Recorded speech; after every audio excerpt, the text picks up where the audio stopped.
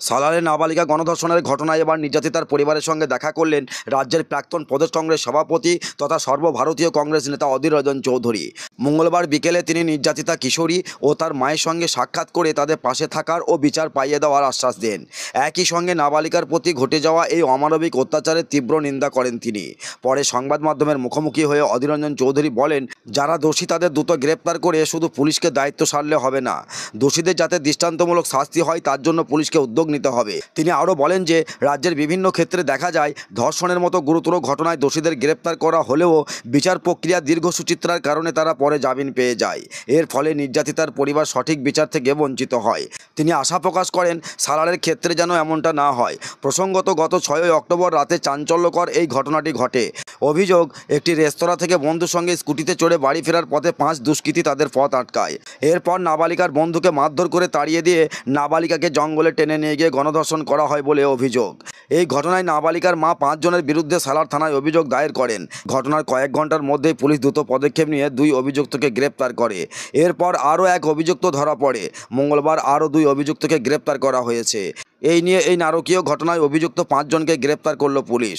সংবাদ মাধ্যমের মুখোমুখি হয়ে সর্বভারতীয় কংগ্রেস নেতা অধীর রঞ্জন চৌধুরী কি বললেন শুনুন বিজ্ঞাপনের পর।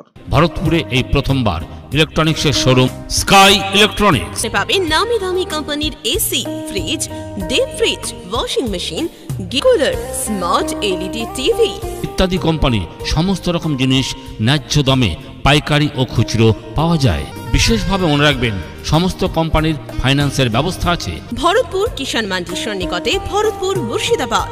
আমাদের মোবাইল নাম্বার 7864830468 এবং 9800429021। এরকম একটা ঘটনা নিন্দনীয়, ঘৃণ্য। একটা গরিব পরিবারের, দরিদ্র পরিবারের একটা বাচ্চা মেয়ে, সে পড়াশোনা করে বড় হতে চেয়েছে, তার উপরে দুষ্কৃতিকারীরা পাশবিকভাবে আক্রমণ, তাকে বেইজ্জত করে, তাকে গণধর্ষণ করে তারা এ সালারবাসীর মুখ পুড়িয়েছে, ভরতপুরের মুখ পুড়িয়েছে, সকলের মুখ পুড়িয়েছে। আমাদের সালারের যে সাধারণ মানুষ, সালারের সাধারণ মানুষরা কিন্তু কখনোই কোনো নারীকে অসম্মান করার কথা ভাবতে পারে না। এই সালার, তালিপুর, এই বিস্তীর্ণ অঞ্চলে আমার আজ থেকে যোগাযোগ নেই। এখানে হয়তো কখনো মারামারি আছে, অনেক কিছু আছে, ঝগড়া আছে, মারামারি আছে, আক্রোশ আছে, কিন্তু কখনো নারীদের উপরে কোনো অত্যাচার হতে আমরা দেখিনি। মানে আমি আমার অভিজ্ঞতার কথা বলছি। এখানকার মানুষ খুব প্রাণবন্ত মানুষ। তাদের অভাব থাকলে, অভিযোগ থাকলেও তারা হেসে গেলে জীবনটাকে পরিচালনা করতে চায়। কিন্তু তাদের জীবনে এক দুঃসহনীয় ঘটনা ঘটে গেল। একটা গ্রাম, এমনি একটা গ্রামের মধ্যে একটা মেয়ের যদি কোনো রকমের বেইজ্জত হয়, তাকে যদি কেউ ধর্ষণ করে, তাহলে তার ভবিষ্যৎ বড় অসহনীয় হয়ে ওঠে, তার সারা জীবনটা অসহনীয় হয়ে ওঠে। একটা গরিব পরিবার, তারা তাকে বড় করবার চেষ্টা করবার আগেই তার উপরে যে আক্রমণটা হলো, তাকে যেভাবে বেইজ্জত করা হলো, ধর্ষণ করা হলো, তাতে সেই মহিলাটার ভবিষ্যৎটা বিপজ্জনক হয়ে গেল। প্রশাসন ব্যবস্থা নিয়েছে, সেটা মানুষ দেখেছে। আমি বলবো না যে প্রশাসন 100% ব্যবস্থা নিয়েছে, তা নয়। তবে প্রশাসন যখন মানুষ চাপ দিতে আরম্ভ করেছে, মানুষ যখন প্রতিবাদ করতে আরম্ভ করেছে, তখন প্রশাসন এখানে সক্রিয় হয়েছে এবং এখন পর্যন্ত 4 জনকে গ্রেপ্তার করেছিল। আমরা আজকে আসার আগে কালকে আবার 2 জনকে গ্রেপ্তার করা হলো। সে 2 জনকে আগে গ্রেপ্তার করা হয়নি, ঘটনাচক্রে আমরা আসার আগেই তাদেরকে গ্রেপ্তার করা হলো। এখানকার প্রশাসন মনে যদি করে, তাহলে সমস্ত অপরাধীকে দৃষ্টান্তমূলক শাস্তি দিতে পারে। এবং আমি মনে করি এই দৃষ্টান্তমূলক শাস্তি এই জন্যই দেওয়া দরকার, কারণ নাহলে সমাজকে রক্ষা করার সমস্যা বেড়ে যাবে। সমাজ কী করে রক্ষিত? এমনও হয়েছে আমাদের এই রাজ্যেই যে নিজের ভাই অপরাধ করেছে বলে নিজের বোন তার ভাইকে পুলিশের হাতে ধরিয়ে দিয়েছে। এমনও আমাদের রাজ্যে ঘটনা আছে যে নিজের ভাই অপরাধ করেছে, নিজের বোন তাকে বলেছে তুমি গ্রেপ্তার হও, কারণ তুমি না ইনসাফি করেছো। তো সেই বাংলায় দাঁড়িয়ে, সেই সালারে দাঁড়িয়ে এখানকার মানুষের কাছে আমার দাবি থাকবে যে রাজনীতি যেখানে যে থাক, কিন্তু কথা হচ্ছে আমার ঘরের মা বোনেরা, সন্তানেরা, তাদের নিরাপত্তা নিয়ে তাদের উপর আক্রমণ করার মধ্য দিয়ে আমরা আমাদের পাশবিক আচরণ যেন প্রকাশ না করি, আচ্ছা এটা দাদা, নিশ্চয়ই আমি দাবি করব। দাদা, এবং পাঁচজনের মধ্যে এবং আরেকটা কথা বলেছি যে একটু আগে বললাম যে এখানকার প্রশাসনকে একটা কথা বলবো যে অপরাধীদের দৃষ্টান্তমূলক শাস্তির ব্যবস্থা করে আপনারা প্রমাণ করে দিন যে হ্যাঁ প্রকৃত অপরাধীদের বিরুদ্ধে আপনারা কিছু করলেন, যাতে এখানকার মানুষ ভরসা পায় যে হ্যাঁ এখানকার প্রশাসন সত্যি একটা দক্ষ প্রশাসন। আমি শুধুমাত্র প্রশাসন এখানে দোষ চাপিয়ে আমি সব কিছু বলতে চাইছি না, কিন্তু প্রশাসন বলে তো বাংলা কিছু নেই। প্রশাসন বলে যদি কিছু থাকতো তাহলে বাংলায় সারা বাংলা জুড়ে এই বর্বরতা তো হতো না।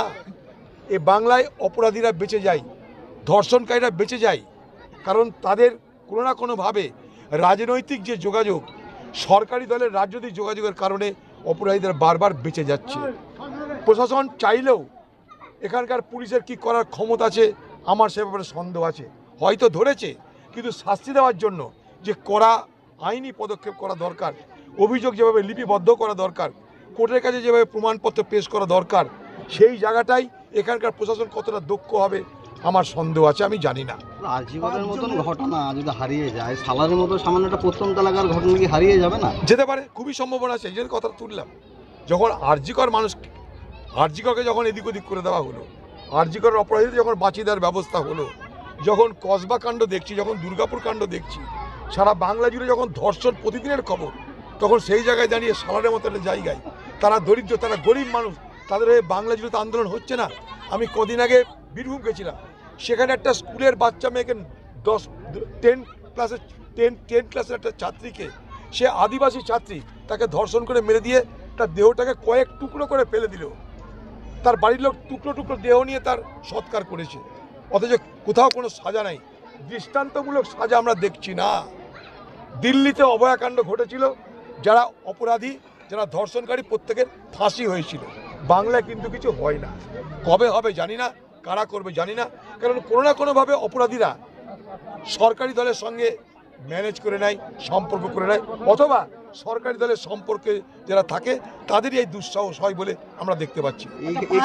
পাঁচজনের মধ্যে পাঁচজন ইতিমধ্যে অ্যারেস্ট হয়ে গেছে, এরপরে পুলিশের কাছে আপনারা আপনার দাবি কি থাকে? এই যে বললাম, প্রমাণপত্র সমস্ত কিছু সঠিকভাবে কোর্টে পেশ করে দৃষ্টান্তমূলক শাস্তিকে নিশ্চিত করা, না তো ধরলো আর ছাড়লো, তাতে লাভ কি আছে? এই ধর্ষকদের ধরলো আর ছাড়লো, এরকম বাংলায় তৃণমূল নেতাদের ধরছে আর ছাড়ছে, ওতে কি লাভ আছে? এরকম অনেক ধর্ষণকারীকে ধরেছে, ধর্ষণকারী ছাড়াও পেয়ে গেছে, ছাড়া পেয়ে আবার ধর্ষণও করতে লেগে গেছে। অতএব ওই প্রশাসনের গল্প করে লাভ নাই। আমরা সেই জন্য বলে এখানকার প্রশাসনকে দাবি করব যে এতদিন আসামিগুলো ঘুরছিল, আজকে আমরা আসার আগে কালকে আপনি গ্রেপ্তার করলেন, ভালো কথা, অন্তত তৎপর তো হলেন, অন্তত আসবার আগের দিনও তৎপর হলেন, ভালো লাগলো এটা। এবার তাদেরকে শাস্তি দেওয়ার দায়িত্ব কিন্তু আপনাদের, তথ্য প্রমাণ জোগাড় করতে হবে আপনাদের, কোর্টে প্রমাণপত্র পেশ করতে হবে আপনাদের, তবে তো তারা শাস্তি পাবে। তাহলে আরজিকর কাণ্ডের মতন আরেকটা কাণ্ড থেকে যাবে বাংলায়। এই ধর্ষকদের ক্ষেত্রে দাদা আপনার পছন্দের মোবাইল হ্যান্ডসেট ক্রয় করতে আসুন এক্সক্লুসিভ শোরুম রনি টেলিকম। এখানে টিভিএস, বাজাজ ও স্যামসাং ফাইন্যান্সের মাধ্যমে Oppo, Vivo, Realme, MI, OnePlus, iPhone কিস্তিতে মোবাইল পাওয়া যায় এবং পুরনো মোবাইল এক্সচেঞ্জ করা হয়। আমাদের ঠিকানা ভরতপুর বাজার আলিয়া হাই স্কুলের সন্নিকটে, ভরতপুর, মুর্শিদাবাদ। মোবাইল নম্বর 8170880880।